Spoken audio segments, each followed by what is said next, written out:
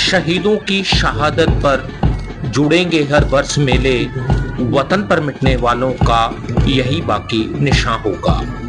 Sir हमारा रहे ना रहे, तेरा माथा यूं ही चमकता रहे। जय हिंद दोस्तों, आज हम डॉक्टर जाकिर हुसैन स्टेडियम मालेरकोटला में आए हैं। यहाँ पर आप देख सकते हो राष्ट्रीय ध्वज को सलामी दी जा रही है। पुलिस की, नेशनल कैडेट कॉर्प्स की, स्कूल के बच्चों की तरफ से देश के राष्ट्रीय ध्वज को सलामी दी जा रही है। आप देख सकते हो इन वीडियोस और तस्वीरों में। मुझे ना ये धन चाहिए ना धन चाहिए, बस जब देश के लिए शहीद हूँ ये तिरंगा कफन चाहिए। ऐसे थे हमारे देश के शहीद जिन्होंने देश के लिए कुर्बानी दी और आज हमारे देश को हमारे नाम कर गए।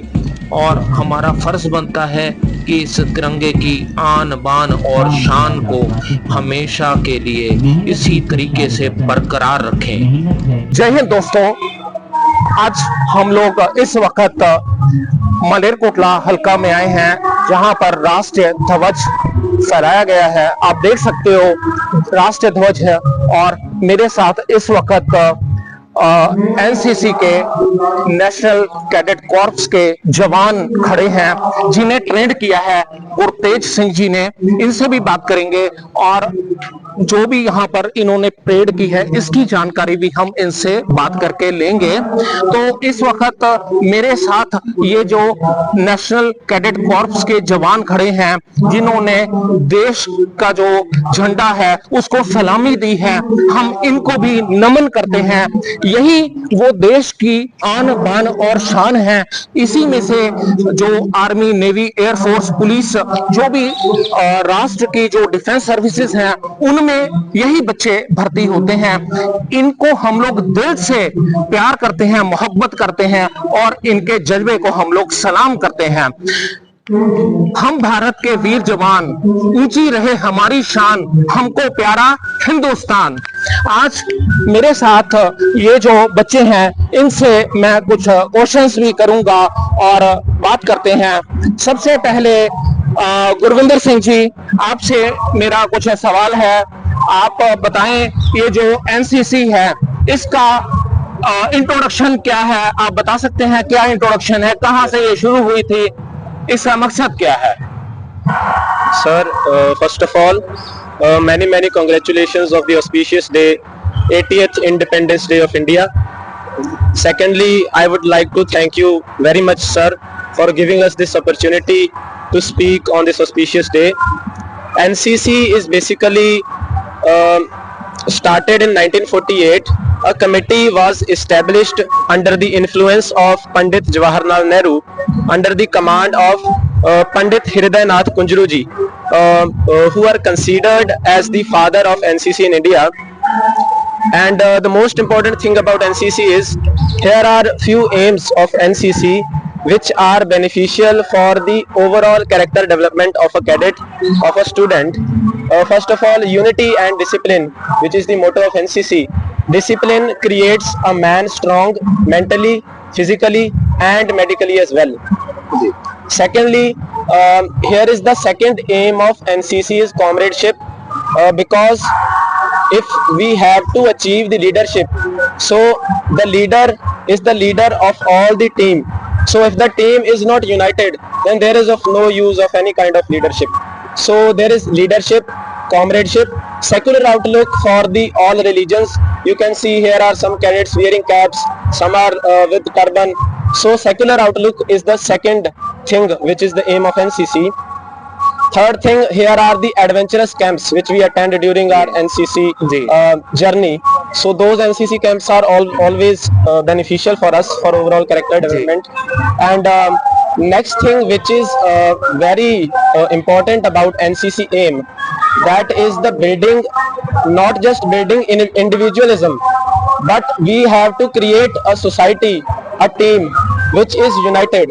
Because as we see in the modern history, आज हम इंडिपेंडेंस डे मना रहे हैं, तो शुरू में भी जो हमारी पलासी की लड़ाई, बक्सर की लड़ाई हुई है, उसमें ही अगर जो हमारे 3 किंग्स थे, मीर जाफर हो गए, हमारे सिराजुद्दौला, अगर वो यूनाइटेड होते तो it was very difficult for Britain और ईस्ट इंडिया कंपनी के वो हम पर रूल करें।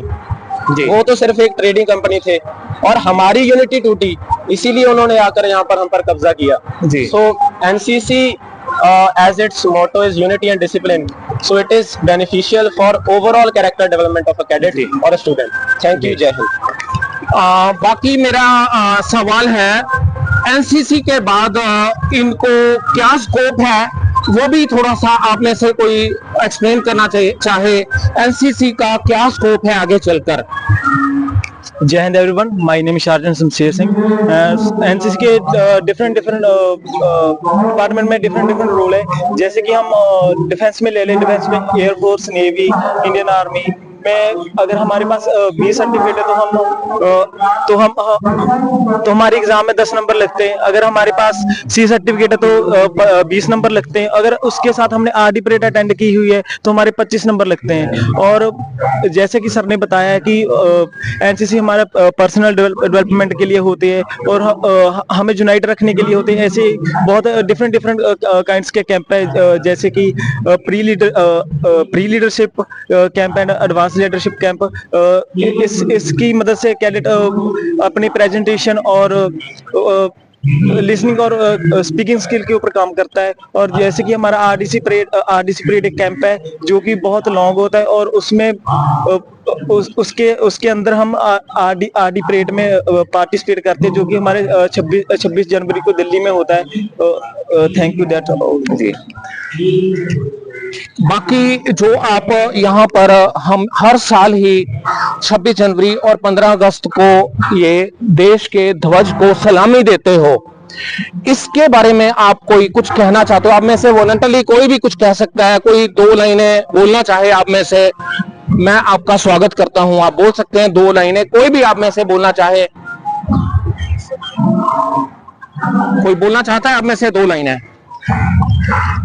सो एनसीसी कैडेट्स जब भी हमारी यहाँ परेड होती है तो सबसे पहले परेड का मोटिव ही है बीच में कोऑर्डिनेशन और सैल्यूट। आर्मी में देखें, अगर हम नेवी में देखें, एयरफोर्स में, किसी भी फोर्स में हम देखें तो उसका पहला रीजन होता है कि हम अपना पूरा भरोसा आपको सौंप रहे हैं और सामने वाले को, वो आप देखें चाहे आर्मी में जनरल्स को दिया जाता हो, चाहे हम राष्ट्रीय ध्वज को देते हैं, वो हम एक तरह से अपना पूरा श्रद्धा से हम खुद को सामने वाले को सौंप देते हैं।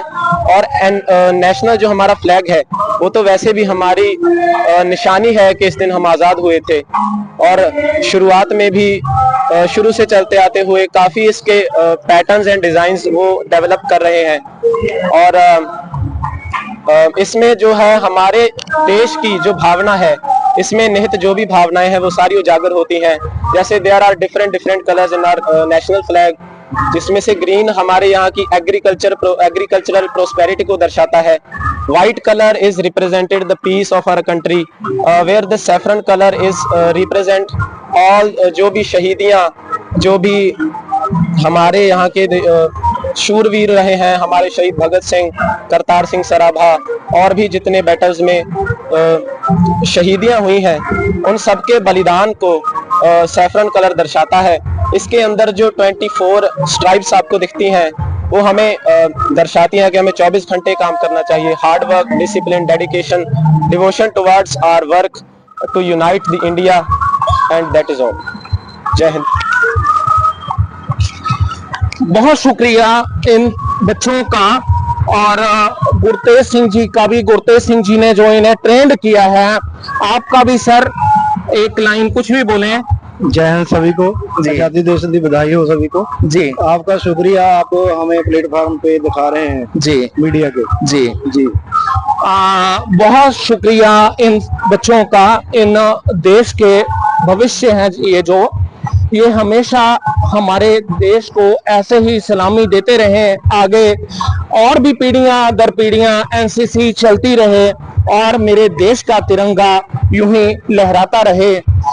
सर हमारा रहे ना रहे, मेरे देश का तिरंगा यूं ही लहराता रहे। Thank you very much. आप सब मेरे साथ एक बार जय हिंद बोलें। आप सब एक बार मेरे साथ जय हिंद बोले। जय हिंद। Thank you.